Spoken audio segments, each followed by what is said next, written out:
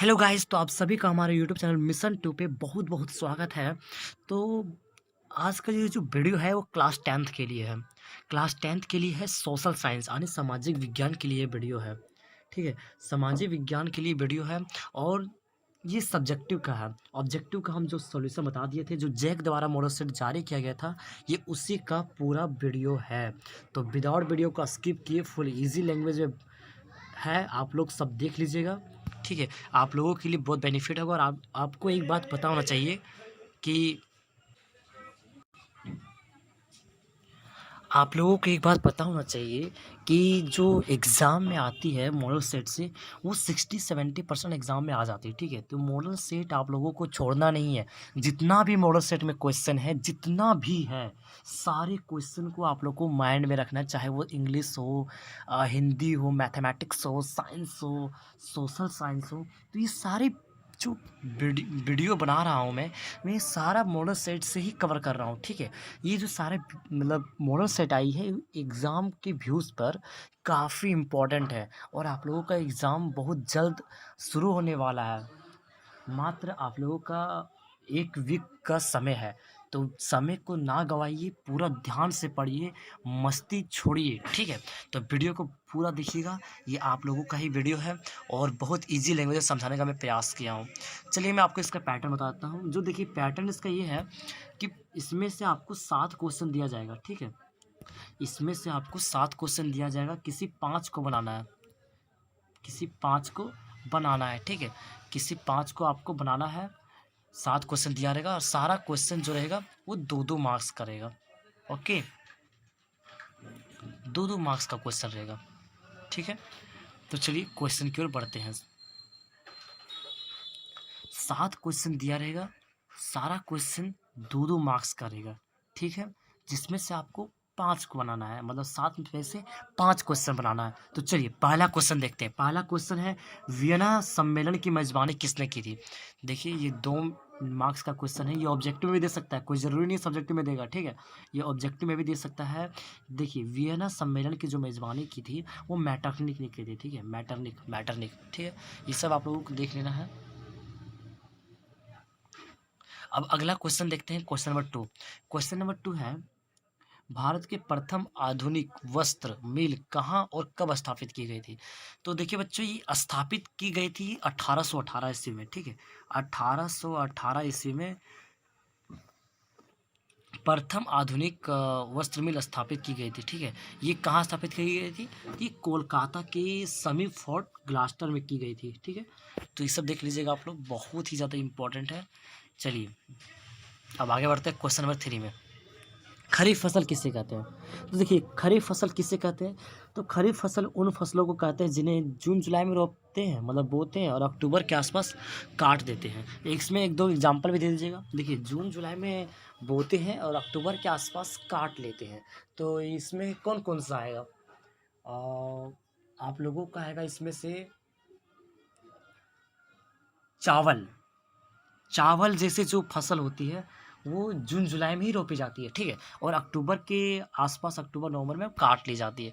तो ये सब आपको लिखना है। अब अगला है, लोकतंत्र की किन्हीं 2 चुनौतियों के लिखिए। देखिए लोकतंत्र का जो 2 चुनौती है वो है जातिवाद और अनएम्प्लॉयमेंट, मतलब एक कास्ट पॉलिटिक्स और एक बेरोजगारी। तो देखिए किन्हीं 2 को लिखना है। ठीक है, महंगाई भी आप लिख सकते हो। तो चलिए जातिवाद और बेरोजगारी को लिख देते हैं। ओके, अब देखिए समवर्ती सूची के अंतर्गत कौन कौन से विषय आते हैं? देखिए समवर्ती सूची के अंतर्गत कौन कौन से विषय आते हैं? तो इसमें जो आता है ड्रग्स, जहर, बिजली, समाचार पत्र, अपराधिक कानून, श्रम कल्याण जैसे आते हैं। तो ये सब आप लोगों को याद करना है कि कौन कौन सा आता है। ऑब्जेक्टिव में भी दे सकता है कि समाचार पत्र कौन सी सूची के अंतर्गत आता है, और ऑप्शन दे देगा समवर्ती सूची, और बहुत सारा ऑप्शन दे देगा। ठीक है, अब अगला क्वेश्चन है, मुद्रा को विनिमय का माध्यम क्यों कहा जाता है? मुद्रा को विनिमय का माध्यम क्यों कहा जाता है? क्योंकि इससे हम क्रय विक्रय करते हैं, खरीदना और बेचना का काम करते हैं, लेन देन हो गया कि नहीं? तो चलिए इसमें कुछ नहीं है। विदेशी निवेश से क्या तात्पर्य? देखिए विदेशों से भारत में आने वाली बड़ी बड़ी पूंजी वाली कंपनियां को ही विदेशी कंपनी कहा जाता है। जैसे कि मान के चलिए भारत में टेस्ला कार आ रही है। आजकल आप लोग टेस्ला कार सुन रहे होंगे, टेस्ला कार आ रही है, बहुत सारी कंपनी विदेशी वाली। तो अगर भारत में आती है, जैसे BMW, आईफोन वगैरह, अगर कोई भी कंपनी भारत में आती है तो ये सब कंपनी क्या है, पूंजी वाला कंपनी, मतलब करोड़ों रुपया सबके पास है, अरबों रुपया है, तो वो भारत में आ रही है। करोड़ों नहीं बोल सकते हैं, खरबों बोल सकते हैं, अरबों खरबों, ठीक है, वो सब कंपनी का नेटवर्थ, ठीक है, अरबों रुपया है। तो जो मतलब पूंजी वाले, बड़ी बड़ी पूंजी वाले कंपनी, जो टॉप कंपनी, जैसे BMW, टेस्ला, आईफोन, तो ये सब जो कंपनियां आती है भारत में, तो भारत में जो निवेश करती है, इन्वेस्टमेंट, इसको इंग्लिश में बोलते हैं इन्वेस्टमेंट, इन्वेस्टमेंट करती है भारत में, कंपनियां खोलती है, तो उसी को कहा जाता है विदेशी निवेश। चलिए, ये 7 क्वेश्चन आप लोगों को बता दिए, आप चाहें तो इसका स्क्रीनशॉट ले सकते हैं, एग्जाम के व्यू से बहुत ही ज़्यादा इम्पोर्टेंट है। चलिए आगे बढ़ते हैं, स्क्रीनशॉट चाहे तो आप ले सकते हैं।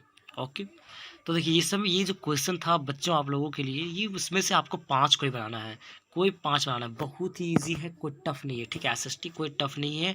अगर आपके स्कूल में पढ़ाई नहीं होता है तो टेंशन मत लीजिए, एक एसएसटी जो है बहुत ही इजी है, सिर्फ समझना है और लिख देना है, ठीक है, इसमें आपको कोई फॉर्मूला वगैरह नहीं लगाना है, समझ कर लिखना है, ठीक है। चलिए आगे बढ़ते हैं। लघुत्तरी, ये प्रश्न है, किन्हीं 5 प्रश्न के उत्तर दीजिए। तो देखिए इसमें जो रहेगा आपका क्वेश्चन, वो टोटल आपको रहेगा 7 क्वेश्चन, इसमें भी आप लोगों को 7 क्वेश्चन रहेगा, ठीक है, 7 क्वेश्चन इसमें भी रहेगा, 3-3 मार्क्स का एक क्वेश्चन रहेगा, 5 क्वेश्चन आपको बनाना है, मतलब यहाँ से मिलेगा आपको 15। पहले कितना था, पहले था 14, कहाँ पर, अति लघुत्तरीय में, सॉरी 10, पहले 10 था, है ना, 5 क्वेश्चन उसमें बनाना था, 2-2 नंबर का था, 10 क्वेश्चन उसमें 10 मार्क्स का, उसमें 15 मार्क्स का, ठीक है। चलिए आगे बढ़ते हैं, क्वेश्चन नंबर 8, जैसे 5 क्वेश्चन को बनाना है, इसमें से आपको 7 क्वेश्चन दिया हुआ रहेगा, बहुत ही ईजी है, टेंशन नहीं लीजिएगा आप लोग, ठीक है। देखिए, असहयोग आंदोलन में भारत के द्वारा अपनाए गए विभिन्न तरीकों को लिखिए। देखिए इसमें आपको बहुत ज़्यादा नहीं लिखना, आपको समझ कर लिखना है। क्या समझ कर लिखना है, देखिए ये जो असहयोग आंदोलन था, असहयोग आंदोलन, ये हमारे महात्मा गांधी जी द्वारा चलाया गया था, ठीक है। तो असहयोग आंदोलन में भारत के द्वारा क्या क्या तरीका अपनाया गया था, वही लिखना है, और क्या था, कुछ नहीं है, सॉरी, असहयोग आंदोलन अंग्रेजों चलाए थे, ठीक है, महात्मा गांधी ने, सॉरी, अंग्रेजों चलाए थे, असहयोग आंदोलन अंग्रेजों ने भारत में चलाया था, ठीक है। लेकिन भारत में क्या क्या इसका तरीका अपनाया गया, देखिए आप लोग क्या क्या है, पूरा इजी समझिए, ठीक है। इसके विरोध में सबसे पहले क्या किया, विरोधी विद्यार्थियों विद्यार्थियों मतलब स्टूडेंट्स ने अंग्रेजी सरकार द्वारा चलाए गए स्कूलों और कॉलेजों को जाना छोड़ दिया, ठीक है। सॉरी सॉरी सॉरी सॉरी, कितना मैं मिस्टेक कर रहा हूँ, असहयोग आंदोलन महात्मा गांधी जी द्वारा चलाया गया था, इसका क्या क्या तरीका था वो आप लोगों को जानना है, सॉरी मिस्टेक हो रही है, सॉरी सॉरी। ये जो असहयोग आंदोलन है महात्मा गांधी के द्वारा चलाया गया था, ठीक है, महात्मा गांधी के द्वारा अंग्रेजों के खिलाफ चलाया गया था, ठीक है, महात्मा गांधी द्वारा अंग्रेजों के खिलाफ चलाया गया था या आंदोलन।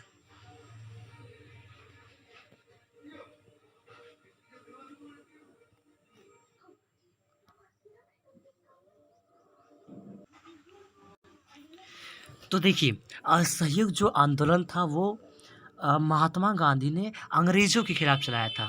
तो देखिए क्या क्या उस मतलब भारत के द्वारा तरीका अपनाया गया, ठीक है, असहयोग आंदोलन में भारत के द्वारा क्या क्या तरीका अपनाया गया, हम उसी चीज़ को पढ़ेंगे, बहुत ही ईजी लैंग्वेज में है, ठीक है। और देखिए क्या क्या लिखा हुआ है, लिखा हुआ है विद्यार्थियों जो थे, स्टूडेंट्स जो थे, वो क्या किया, अंग्रेज़ों सरकार द्वारा जो स्कूल कॉलेज था उसको जाना छोड़ दिया, ठीक है, स्कूल कॉलेज जाना छोड़ दिया, कितना ईजी है, इसमें क्या सोचना, आराम से लिख दीजिए, है कि नहीं। वकीलों ने क्या किया, अदालत जाने से मना कर दिया। शहर कस्बों में श्रमिक जो थे मतलब मजदूर जो थे हड़ताल पर चल गए, इससे क्या होने लगा, अंग्रेज़ों को काफ़ी नुकसान होने लगा।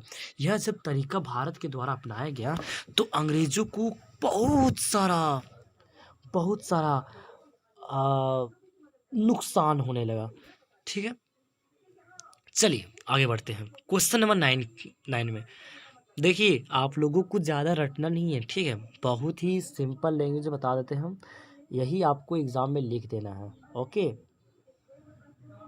चलिए क्वेश्चन नंबर 9 पहले क्या कहता है वो देखिए। पहले विश्व युद्ध के समय भारत का औद्योगिक उत्पादन क्यों बढ़ने लगा? क्वेश्चन का पहले मतलब समझिए, क्या क्वेश्चन कहा जा रहा है, ठीक है। इसमें आपको कोई भी फॉर्मूला नहीं लगाना है, समझना है, समझ कर लिखना है, याद भी नहीं करना। हम भी जब एग्ज़ाम दिए थे तो कुछ याद करके नहीं गए थे, ठीक है। और मेरा 80 मार्क्स में मेरा 73 आया था। बहुत ईज़ी है, ठीक है, 73 मार्क्स मेरा आया था 80 मार्क्स में। और मेरा प्रैक्टिकल में एसएसटी 20 में 20 मिला था। दैट मीन्स हमको एसएसटी में हम 93 मार्क्स लाए थे। पता है आपको, जब हम एग्ज़ाम दिए थे ऐसे क्लास 10th में, उस समय की बात बता रहा हूँ मैं, ठीक है। तो समझ कर लिखना, उतना हार्ड नहीं है। किसी भी टॉपिक को रटना नहीं है कि 1 पेज है, 2 पेज है, हार्ड नहीं है। हार्ड आपको साइंस लग सकता है, मैथमेटिक्स लग सकता है कि आप फ़ॉर्मूला कुछ भूल गए या फिर कुछ कंटेंट भूल गए, तो समझ में आपको नहीं आ रहा होगा। लेकिन ये कुछ वैसा नहीं है, आपको समझना है केवल क्या है, प्रथम विश्व युद्ध के समय भारत का औद्योगिक उत्पादन क्यों बढ़ने लगा? मतलब इंक्रीज़ क्यों होने लगा? जो भारत की जो मैन्युफैक्चरिंग थी, क्या होता है, प्रोडक्शन था, वो इंक्रीज़ क्यों होने लगा वर्ल्ड वार फर्स्ट के समय में? वो आप लोगों को लिखना है, ठीक है। देखिए क्या क्यों क्यों होने लगा, देखिए आप लोगों को पहले लिखिए, पैटर्न लिखने का समझिए। आपको अगर क्वेश्चन में कहा जा रहा है क्यों बढ़ने लगा, ये सब क्यों होने लगा, तो देखिए बढ़ने का निम्नलिखित कारण है। इस तरह का जब आप क्वेश्चन लिखिएगा ना, तो लगता है हाँ, बच्चे का जो लिखावट है थोड़ा सा हाईलाइट है और बढ़िया से लिखा हुआ है, तो ये आपको लिखना है। ये सब एडिशनल मार्क्स मिलते हैं सब में, ठीक है। तो ये सब आपको लिखना है। तो देखिए पहला पॉइंट क्या है, प्रथम विश्व युद्ध के समय क्या हुआ था, ब्रिटिश युद्ध में व्यस्त हो गए थे, जिसके कारण भारत का औद्योगिक उत्पादन बढ़ने लगा था। देखिए क्या हुआ था, सुन कह क्या रहा है, जब वर्ल्ड वार फर्स्ट था उस समय क्या हुआ, अंग्रेज़ों का जो सेनाएं थी, अंग्रेज जो थे, मतलब पूरा अंग्रेज जो थे, वो युद्ध में फंस गए, मतलब युद्ध में बच गए, वो युद्ध में व्यस्त हो गए। तो इसके कारण क्या हुआ, भारत में उनकी फैक्ट्रियाँ कम चलने लगी, क्योंकि सारा सब युद्ध में था। तो भारत में जो अपनी अपनी फैक्ट्रियाँ थी वो बढ़ने लगी, ठीक है। भारत में जो अपनी अपनी प्रोडक्शन था वो बढ़ने लगी। दूसरा कारण है,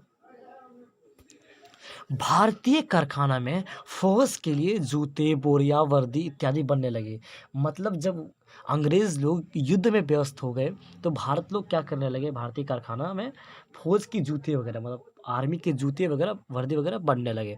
इससे क्या हुआ, भारत का औद्योगिक उत्पादन बढ़ा, है कि नहीं। ब्रिटिश सरकार को प्रथम विश्व में व्यस्त देखकर भारत के राष्ट्रवादी नेताओं ने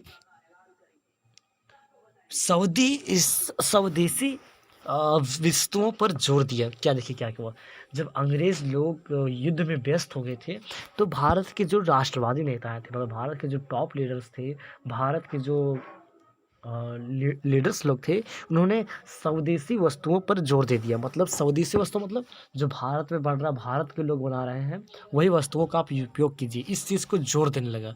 अब अगला पॉइंट है, ज़रूरत के अनुसार नए कारखाने बनने लगे, मजदूरों की मांग बढ़ने लगी, वेतन में बदलाव होने लगा, काम के प्रति जागरूकता बढ़ने लगी।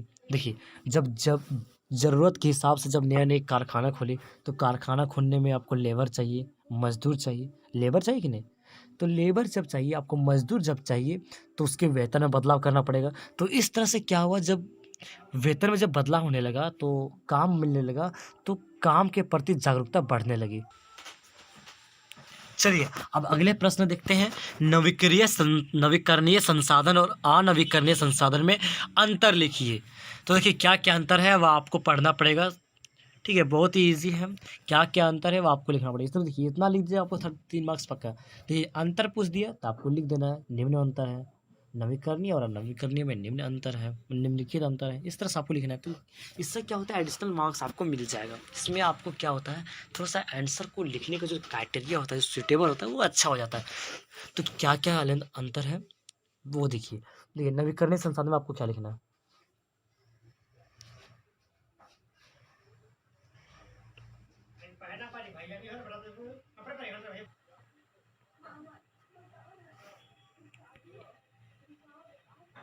हाँ, क्या-क्या अंतर है? देखिए, आपको इसका बारे में पूरा लिख लेना है। क्या है? नवीकरणीय संसाधन देखिए क्या होता है? वे वस्तुएँ जिसका निर्माण तथा पुनः प्रयोग किया जा सकता है, अर्थात जिन वस्तुओं की पूर्ति दोबारा सरलता से हो जाती है, वे वस्तुएँ नवीकरणीय संसाधन है। यह संसाधन असीमित होते हैं, जैसे सौर ऊर्जा, पवन ऊर्जा। देखिए क्या है नवीकरणीय संसाधन? इसका हिंदी होता है रिन्यूएबल एनर्जी, ठीक है? Renewable resources. देखिए ये क्या है कि इनका आपको इनकी जो कमी है वो महसूस नहीं होगी, मतलब ये असीमित है, ठीक है? ये कभी ख़त्म नहीं होगा और अगर ख़त्म होता है तो इसको पुनः बनाया जा सकता है। एग्ज़ाम्पल क्या है? सौर ऊर्जा, पवन ऊर्जा। अब अनवीकरणीय क्या इसका ही विपरीत, ये क्या इसका जो भंडार है वो सीमित है और निर्माण करने में काफ़ी समय लगता है और यह नॉन रिन्यूएबल एनर्जी, इसे नॉन रिन्यूएबल सोर्सेज कहा जाता है, जैसे कोयला, पेट्रोलियम, प्राकृतिक गैस। तो ये कोयला क्या है? कोयला ख़त्म हो जाएगा तो इसको बनाने के लिए बहुत साल लग जाएंगे, हज़ारों लाखों साल लग जाएगा इसको बनाने के लिए। कैसे बनता है? ये सब बनता है पृथ्वी में पेड़ पौधे जानवर इत्यादि दबने से, दब कर सड़ जाने से, वहाँ पर हज़ारों साल रहने से कोयले का निर्माण होता है, ठीक है? नवीकरणीय संसाधन में सौर ऊर्जा, क्या सौर ऊर्जा को ख़त्म किया जा सकता है? पवन ऊर्जा ख़त्म किया जा सकता है। और अगर ये सब ख़त्म होता है तो इसे पुराना पुनः ये बन जाएगा। तो चलिए आगे बढ़ते हैं। दबाव समूह की गतिविधियां लोकतांत्रिक कामकाज में किस प्रकार उपयोगी? देखिए आजकल ये क्वेश्चन बहुत बार पूछ रहा है, ठीक है? विगत 2-3 वर्षों से यह क्वेश्चन पूछा जा रहा है। क्या है दबाव समूह? देखिए किस प्रकार उपयोगी है लोकतांत्रिक कामकाज में? देखिए आंदोलन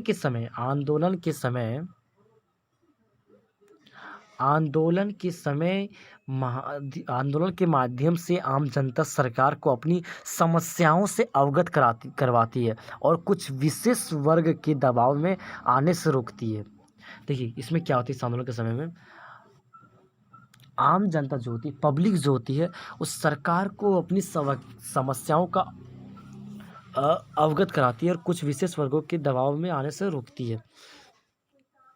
देखिए इसमें क्या करती है, पब्लिक जो होती है आंदोलन करती है और अपनी समस्याओं को अपनी समस्याओं के बारे में गवर्नमेंट को अवगत कराती है, मतलब उससे जानकारी देती है। दूसरा पॉइंट है दबाव समूह सरकार को निरंकुश होने से रोकते हैं, लोकतंत्र को मजबूत करते हैं। देखो दबाव समूह जितना होगा वो निरंकुश होने से उतना रुकेगा और लोकतंत्र मजबूत होगा।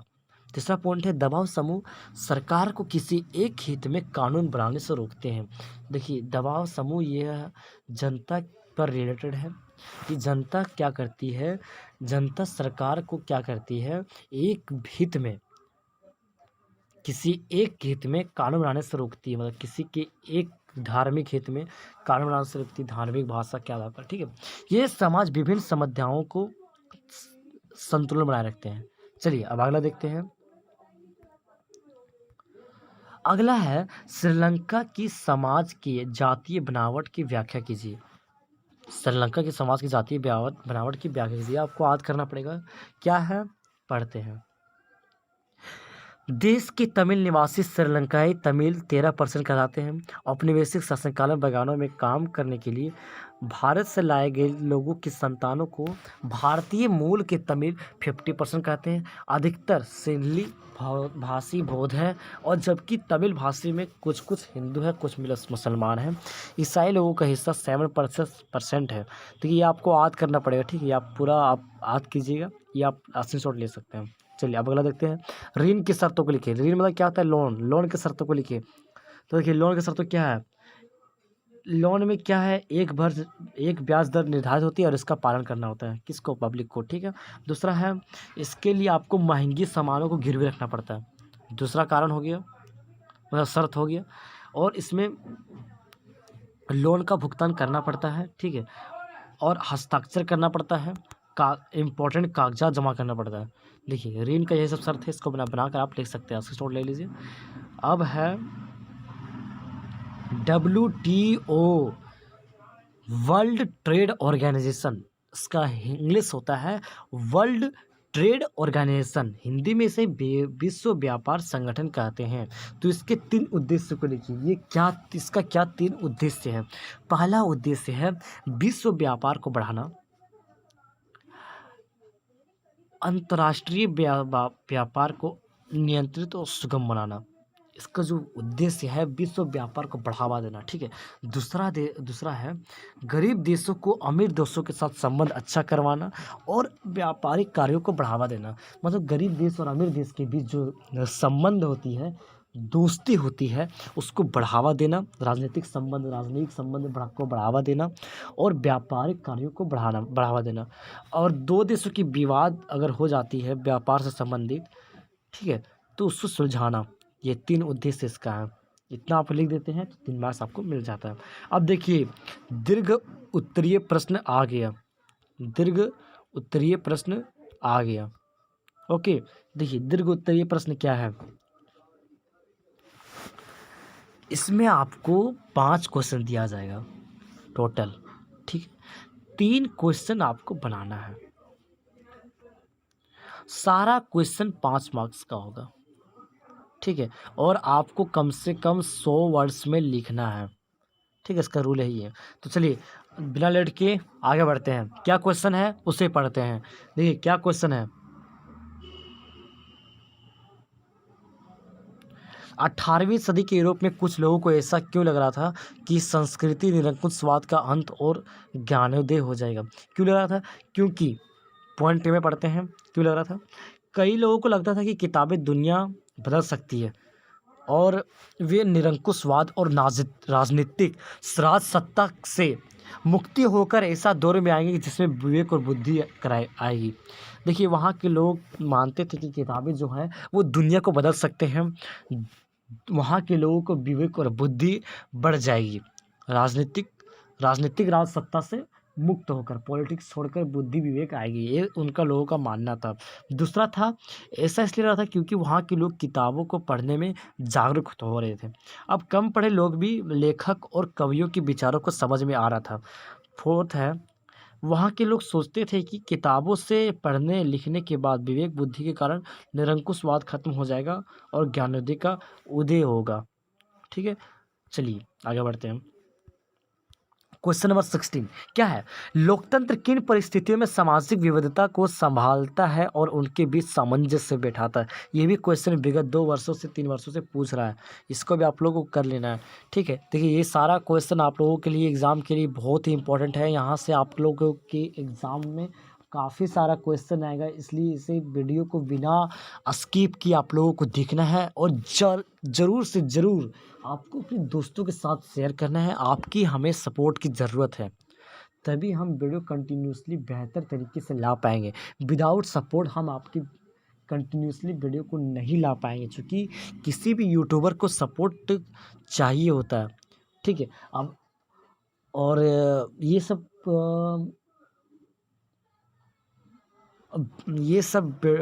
जो क्वेश्चन है एग्ज़ाम के व्यू से बहुत ही इंपॉर्टेंट है, आप स्क्रीनशॉट लीजिए सारा क्वेश्चन आंसर का, ठीक है। चलिए अगला देखते हैं। अगला क्वेश्चन है, पहले फॉन्ट चेंज कर लेते हैं, ओके, ग्रीन कर लेते हैं, ओके। चलो ओके, देखिए क्या क्वेश्चन है, लोकतंत्र किन परिस्थितियों में सामाजिक विविधता को संभालता है और उनके बीच सामंजस्य बैठाता है।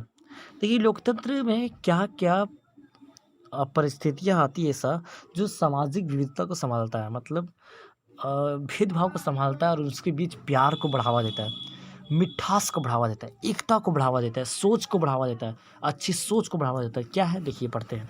लोकतंत्र में अल्पसंख्यक लोगों का बहुसंख्यक का समान महत्व है। देखिए लोकतंत्र में क्या है, लोकतंत्र में अगर अल्पसंख्यक और बहुसंख्यक, पहले देखिए ये 2 वर्ड आप लोगों को आप समझना पड़ेगा। पहले ये 2 वर्ड आखिर कहा क्या रहा है, अल्पसंख्यक और बहुसंख्यक। देखिए अल्पसंख्यक मतलब वे वहाँ पर जिसकी आबादी कम हो, बहुसंख्यक मतलब जिसकी आबादी ज़्यादा हो, ठीक है। तो देखिए भारत एक लोकतंत्र देश है, दुनिया का सबसे बड़ा लोकतांत्रिक देश है। इसमें अल्पसंख्यक कौन कौन सा होगा, सिख होगा, ईसाई होगा, मुस्लिम होगा, इस्लाम होगा, है ना? तो और बहुसंख्यक कौन सा है? तो हिंदू होगा। इसकी मतलब लोकतंत्र में क्या कहता है कि सारा जो धर्म है, चाहे अल्पसंख्यक हो, बहुसंख्यक हो, कोई भी हो, भाषा के आधार पर ही क्यों ना हो, सब समान है। ठीक है, सबको समान का महत्व मिला है। भारत में चाहे इस्लाम हो, हिंदू हो, ईसाई हो का और सिख हो, सभी के लिए कानून बराबर है, सभी को महत्व बराबर है, सभी की वैल्यू बराबर है। ठीक है, दोनों ही एक दूसरे की भावनाओं का आदर व सम्मान करते हैं। ठीक है, लोकतंत्र में क्या होता है, एक दूसरे की भावनाओं को सम्मान करते हैं। सामाजिक समूहों के टकराव को पूरी तरह से समाप्त नहीं किया जा सकता, परंतु लोकतंत्र के माध्यम से सभी में सामंजस्य स्थापित किया जा सकता है। ये सामाजिक समूह के टकराव को, मान के चलिए कोई भी एक समूह है, किसी भी धर्म को लेकर कोई एक समूह है और दोनों आपस में लड़ गया है, तो उसको समाप्त नहीं किया जा सकता। हाँ, लेकिन लोकतंत्र में सभी को प्यार मिठास को बढ़ाया जा सकता है। ओके, नेक्स्ट पॉइंट है, लोकतंत्र में लोगों को धार्मिक स्वतंत्रता प्रदान की जाती है। आप कोई भी धर्म को अपना सकते हैं। लोकतंत्र में आप मनपसंद सरकार को लाने का हक मिलता है। इसमें आप बहुत कुछ कर सकते हैं। लोकतंत्र में भाषाओं के बीच भेदभाव नहीं किया जा सकता है, बहुत कुछ लिख सकते हैं। लोकतंत्र में बोलने की आज़ादी दी जाती है। अब अगला क्वेश्चन है, अर्थव्यवस्था में मुद्रा की भूमिका को लिखिए। अर्थव्यवस्था में, जैसे हमारे अर्थव्यवस्था है, हमारे देश की अर्थव्यवस्था है, तो उसमें करेंसी का क्या महत्व है, मतलब रुपया का क्या महत्व है। तो देखिए क्या है, इसमें क्या होता है, दैनिक जीवन में क्रय विक्रय का प्रक्रिया होता है, खरीदने और बेचने का प्रक्रिया होता है, ये विनिमय का कार्य होता है। वैश्विक व्यापार में विवाद की कोई वजह नहीं बनता है। ठीक है, वैश्विक व्यापार, किसी देश से हम अगर व्यापार कर रहे हैं तो विवाद का कोई वजह नहीं बनता है, और इससे अर्थव्यवस्था का पता भी चलता है। इससे देश की मुद्रा भी बड़ मजबूत होती है। इससे देश की अर्थव्यवस्था में रफ्तार आती है। इससे देश में व्यापार अथवा काम की मुद्रा में ज़रूरत पड़ती है, और जो देश के लिए अति आवश्यक है। ठीक है, अब अगला है, जल दुर्लभता क्या है, इसके संरक्षण के लिए क्या क्या किया जा सकता है। जल दुर्लभता क्या है, जल की दुर्लभता मतलब जल की कमी होना ही जल का दुर्लभता कहलाता है। ठीक है, तो और इसके बारे में लिखना, जल दुर्लभता क्या है, उसके कारण क्या है, सॉरी, इसके संरक्षण कैसे कर सकते हैं, मतलब दुर्लभता को कम कैसे कर सकते हैं। तो चलिए देखते हैं कम कैसे कर सकते हैं। बहुत ही सिंपल लैंग्वेज में है, रटना नहीं है। ठीक है, जल की कमी का होना जल दुर्लभता कहलाता है। यानी जब देश या कोई क्षेत्र में मांग से भी कम पानी उपलब्ध होता है तो वह जल दुर्लभता कहलाता है। जैसे कि रेगिस्तानों के एरिया में, थार मरुस्थल के एरिया में, हमारा जो है थार डेजर्ट है, Thar desert, okay, Thar desert है, सहारा डेजर्ट है, कहाँ, अफ्रीका में। तो इसमें क्या होता है कि लोगों की मांग के अनुसार, लोगों के डिमांड के अनुसार पानी नहीं मिल पाती है। इसी को कहते हैं जल दुर्लभता। इसको हम कैसे बचा सकते हैं? पहला कारण क्या है, अवशोषण होने से बचाना। अवशोषण मतलब इसका ज़्यादा शोषण नहीं करना है, ज़्यादा इसका मतलब उपयोग हद से ज़्यादा नहीं करना है, इसको उपयोग के अनुसार ही उपयोग करना है, प्रदूषित नहीं करना है, जनसंख्या वृद्धि दर को कम करना है। जितनी ज़्यादा जनसंख्या होगी उतनी ज़्यादा ज़रूरतें पड़ेगी, है ना। जल का जगह जगह पर स्रोत को स्थापित करना, मतलब झील हो गया, तालाब हो गया,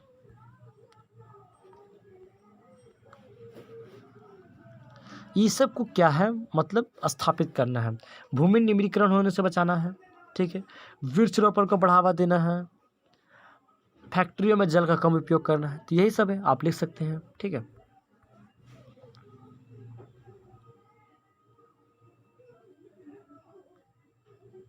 चलिए इतना ही क्वेश्चन है, 8 क्वेश्चन। आप चाहें तो सबका स्क्रीनशॉट आप ले सकते हो। ठीक है, चलिए स्क्रीनशॉट आप लोग ले सकते हो। मैं सारा क्वेश्चन एक करके बता दे रहा हूँ, आप स्क्रीनशॉट ले सकते हो। ओके, चलिए, ये सब जो क्वेश्चन है बहुत ही ज़्यादा ज़रूरी है, बहुत ही ज़्यादा इम्पॉर्टेंट है एग्ज़ाम के व्यू पर। ये बहुत ही ज़्यादा इम्पॉर्टेंट है, इससे आप इग्नोर ना करें। इसमें आपके एग्ज़ाम में काफ़ी सारी क्वेश्चन इससे आएगी। तो चलिए वीडियो को यहीं पर एंड करते हैं बिना लेट किए, और वीडियो को ज़्यादा लॉन्ग हम नहीं करना चाहते हैं। और एक बात पर डिस्कस करना चाहते हैं कि कमेंट में आप लोग लिखिएगा, कमेंट बॉक्स में, कि आप लोग अगला वीडियो किस पर चाहिए। ठीक है, हम देखते हैं बहुत जल्द ग्रामर का भी बनाएंगे, क्योंकि सारे क्लास को मैनेज करना पड़ता है। और चलिए इतना ही था और क्या। और आप लोगों को बढ़िया से पढ़िए, best of luck and concentrate on your study for our upcoming examination and do try to better result, better performance. Okay, चलिए टाइम बर्बाद ना करें, पढ़ाई पर ध्यान दीजिए। बहुत ही ज़्यादा ये सब, अगर ये सब किसी को PDF चाहिए था तो आप व्हाट्सएप ग्रुप हमारे जुड़ सकते हैं, व्हाट्सएप ग्रुप में भेज दिया जाएगा, या फिर आप मुझे कांटेक्ट भी कर सकते हो व्हाट्सएप नंबर पर। ओके, व्हाट्सएप नंबर पर कांटेक्ट कर सकते हो। चलिए बाय बाय, बेस्ट।